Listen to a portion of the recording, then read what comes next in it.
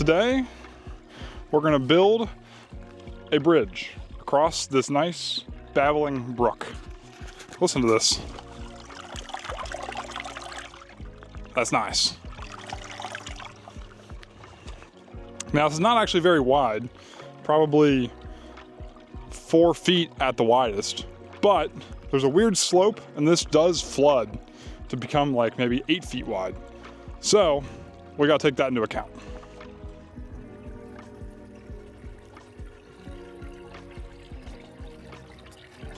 Oh no, oh, my feet are wet now. Oh. See, this is why we need a bridge. I can't believe I just did that. First order of business is actually gonna be to remove these rocks that have kind of gotten swept down in here. This is actually forming a little bit of a dam, so as soon as I remove these, there should be a big gush of water. Now, to give a little context here, this is actually my second YouTube channel. On my other channel, I do a lot of 3D printing, robotics, and more of the maker tech type stuff.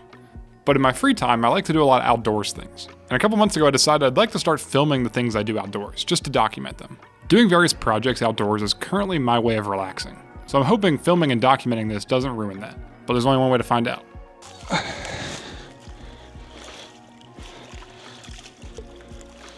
There it is. That opened the floodgates up.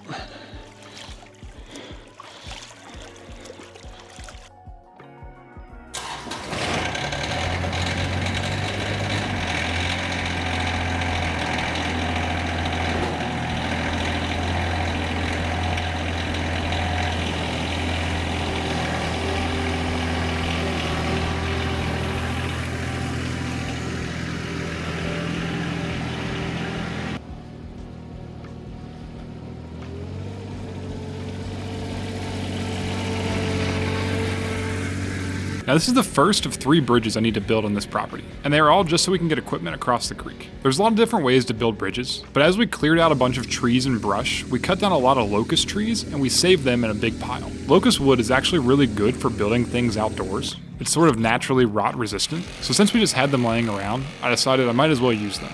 The logs I selected are about 10 inches in diameter and about 14 feet long. Using 3 of these should be more than strong enough for anything we need to bring across the bridge. And unfortunately, this pile of logs is pretty far from the bridge location, so after I cut each one to size, I had to drag it all the way to where the bridge will be. Luckily, tractors make this way easier, because dragging this by hand would have been horrible, if not impossible.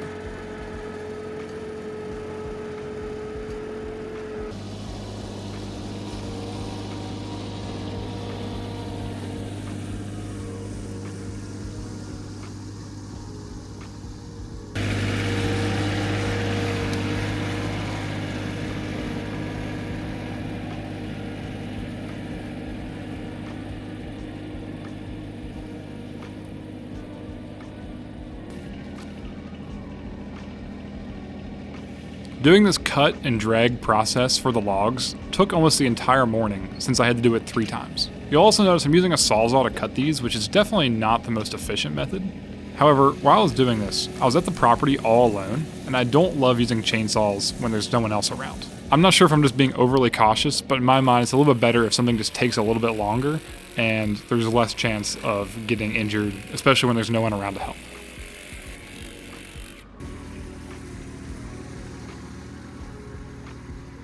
After a morning of doing this cutting and hauling procedure, I now had 3 logs down at the bridge location, and I could start getting them across the creek.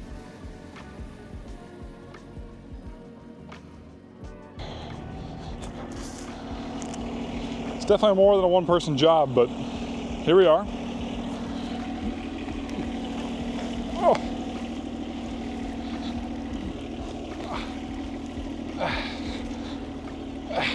I'm gonna try to roll it over onto that rock.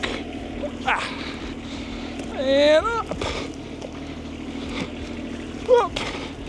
Up. Nice. All right, now I'll push it with the tractor.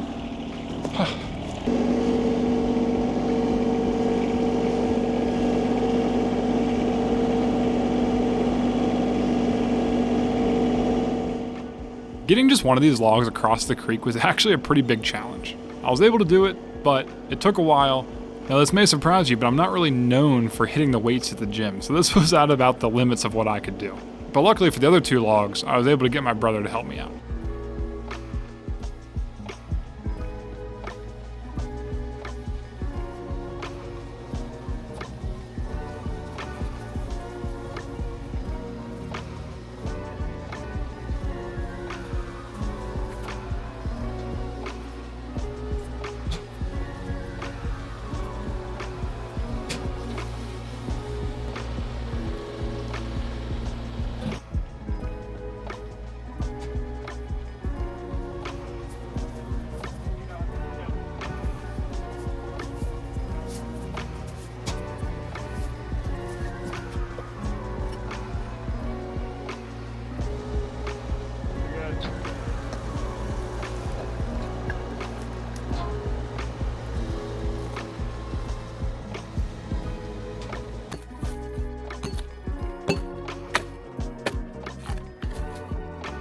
So these logs are the structural part of the bridge. However, on top, we're just going to use normal pressure-treated 2x10s as the decking.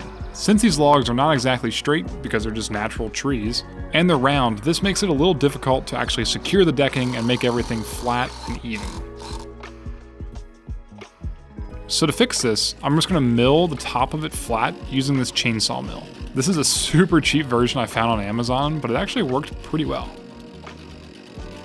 The long 2x4 construction we have on top just acts as a flat reference surface that the mill can slide on, and this whole process was pretty easy. It's nice because you can just do this in place, you don't have to take it somewhere to get it flattened.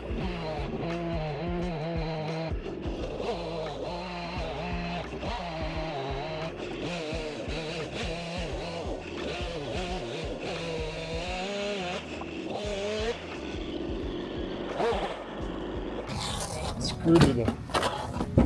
Wow. Regular lumberjacks.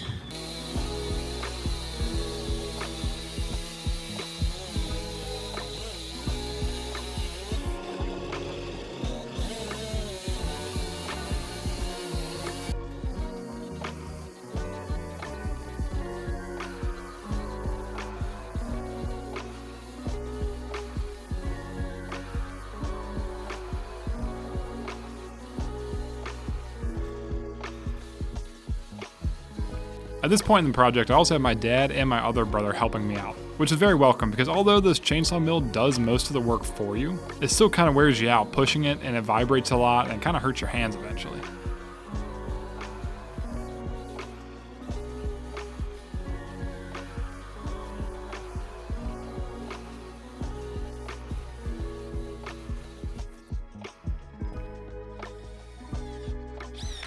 With all the beams flattened, I put on just a couple of the deck boards just to keep them all spaced correctly and where I wanted them.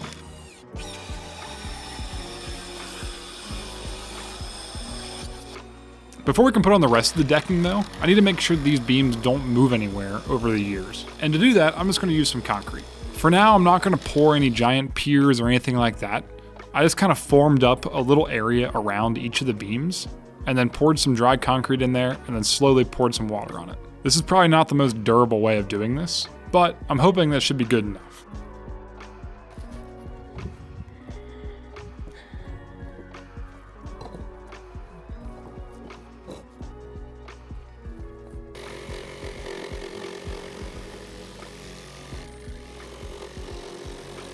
At the end of the day, the only thing that's going to really try to move this bridge is if this creek really floods and it gets high enough that it tries to sweep the bridge away. And if the creek gets that high, I'm not sure you're going to stop it no matter what you do. So I think this little bit of concrete should be good enough.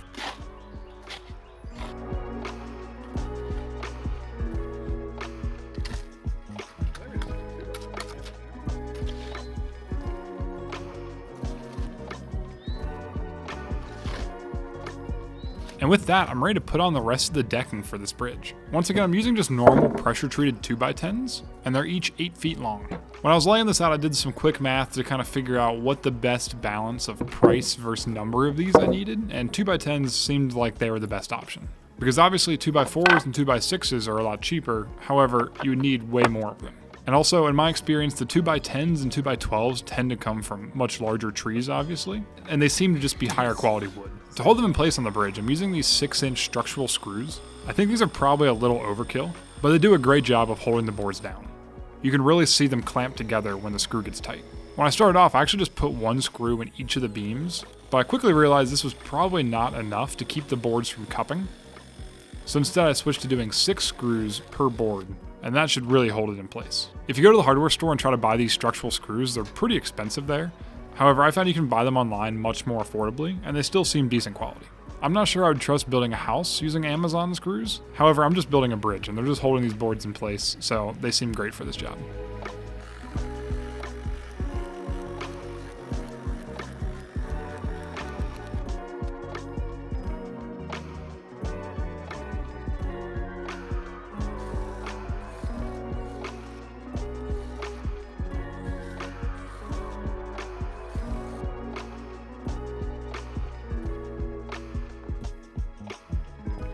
As I was getting close to the end of putting all these deck boards on, I did get a little excited and wanted to test driving the tractor onto the bridge. And everything held great. There was very little deflection in the beams and everything felt super sturdy. You will notice that the first board on the bridge rocks a little bit as the tractor drives over it, and that was because I just had one screw in each of the beams on this, which allowed the board to rock around. So I came back later and added some more screws to lock everything in place.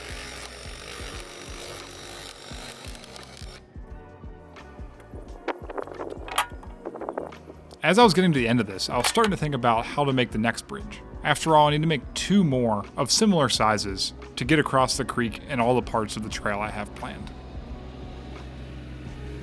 This method of building a bridge has worked really well, so I'm not opposed to doing it again. But if you guys have any suggestions on other ways to do this that are either easier or more long-lasting, just put it down in the comments below. I've seen people use railroad ties or dimensional lumber or even build them out of like concrete, which is pretty cool. So if you have any experience with this or have any suggestions, just let me know down in the comments.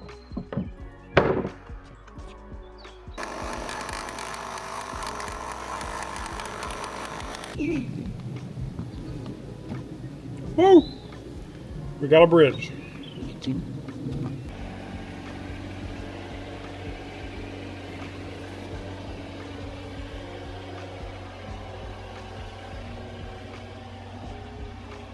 With all the deck boards complete, I was finally able to get the tractor across the creek for the first time. At the end of the bridge, there's a little bit of a step just because of the height of the logs. So I used the tractor to scoop up some dirt and add it to this area to kind of form an off-ramp for the bridge.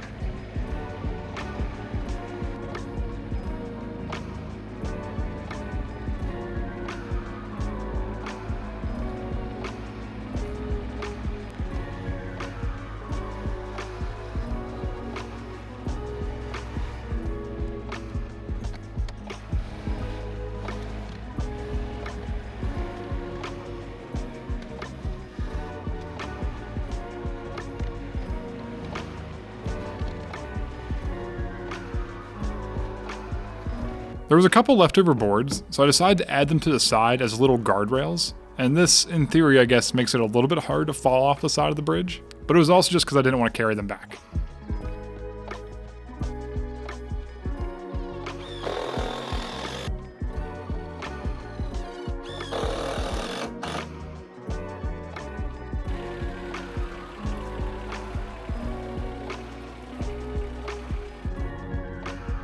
After I was finished, I drove the tractor back and forth across this bridge like 10 times just to convince myself that it was good to go and everything was very solid. And I was super happy with how this turned out. As you guys can imagine, I've got about 1 million other outdoor projects planned for this piece of property, and I plan to document some more of them on this channel, as well as anything else that doesn't really fit onto my main channel. So if you guys are interested in that, subscribe down below.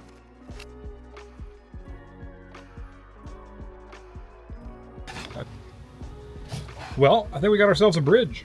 Drove the tractor over this a couple times and it didn't budge at all, which is awesome. So now all I gotta do is build 2 more. All right, on to the next one.